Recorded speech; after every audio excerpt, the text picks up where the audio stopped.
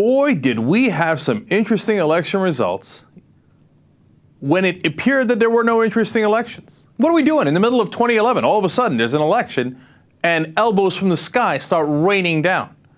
Who did they rain down on? Well, you're going to get a sense of that when you look at the first Quinnipiac poll.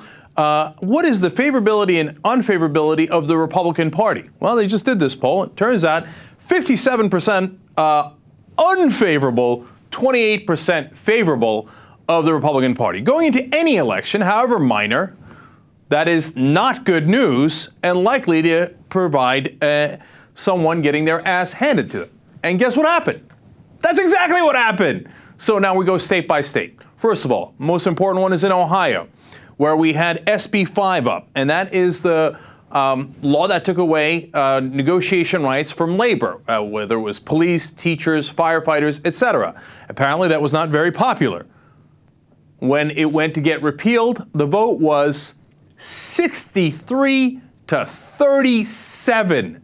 Okay, that is gigantic. Okay, I mean, that got crushed.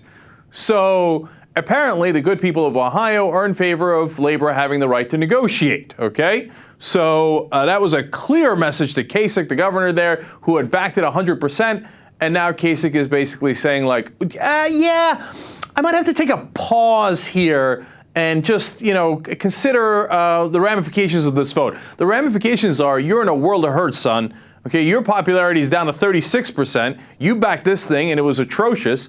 And the people of Ohio are not happy. So Ohio, a disaster for the Republicans. Now, when you go to Maine, not much better results. The radical Republican governor LePage there had a brilliant idea. Hey, let's take away same-day voting that we've had in Maine for a long time. Because that way less Democrats will vote. In fact, less people will vote, and we think that's better because Republicans represent 1% of the population. So if the rest of the 99% don't vote, that'll be great. Less people to trick with our advertising dollars. So they take away same-day voting. The voters of Maine say, nah, I don't think so. I think we want that. And they hand him his ass with 60% of the voters there saying, we would like same-day voting. Your law is now repealed. Good night and good luck to you. Then we go over to Arizona.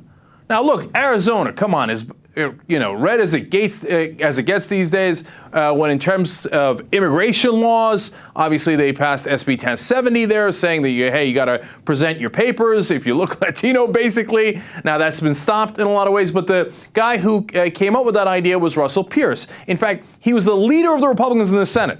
But that law, among others, has proved so radical, so unpopular. For the first time ever, there was a recall of a sitting election in Arizona. But come on, Russell Pierce has to survive that, right? He's the leader in the Senate. We were told that immigration law was totally popular in Arizona. Russell Pierce, elbow from the sky, gone. 53-45, loses. End of this. Political career over. Okay? Now, he lost to a fellow Republican. But Jerry Lewis, who was running in that race, said, hey, you know what? I think we need to be reasonable. I think we need to be level-headed. And we need to be civil with one another. And I'm not in favor of this immigration law. But second of all, I'm also not in favor of the special perks that these politicians are getting from their donors. For example, Russell Pierce had gotten money from the Fiesta Bowl, in essence, because they got him tickets to go out of town and to watch the Fiesta Bowl and cover all of his expenses, etc. When asked about it, he's like, what? I was just trying to bring the state some business by attending these football games. So, and Jerry Lewis, even though he's a Republican, said we need to clean up elections, get money out of elections in support of legislation in Arizona to have clean elections. So, look, if a Republican votes the right way on those issues, that's fantastic, right? Who cares what he's called? And it's a clear sign from the people of Arizona, we hate this money buying our politicians, and this immigration law went too far. So that is a huge development. And then in Mississippi, they're having a vote on personhood. Now, this is an interesting resolution that was put forward. They say that it's not about corporate personhood, it's about whether fertilized eggs are people. Now, if they declared that fertilized eggs are people, it has enormous ramifications. No, you can't use IUDs anymore as birth control. You can't have the morning after pill.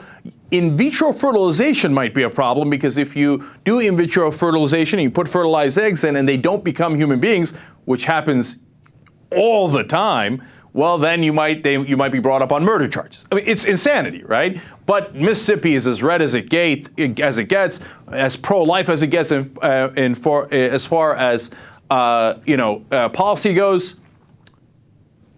That personhood initiative lost 55 to 45. Okay, nothing but wall-to-wall losses for the Republicans.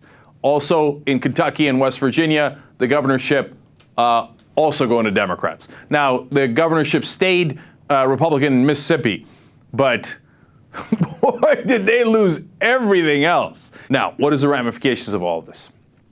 Well, listen, this is a clear repudiation of radical Republican policies. All across the country, and even the reddest states, people are saying, enough is enough. We didn't vote for this. I mean, we voted against the Democrats in 2010 because the economy was a mess, they controlled everything, and we thought, well, let's vote the bums out and bring in the other guys. It's basically the American people waking up and going, yeah, well, the Democrats weren't great, which they're 100% right about, but it turns out the Republicans are hideous.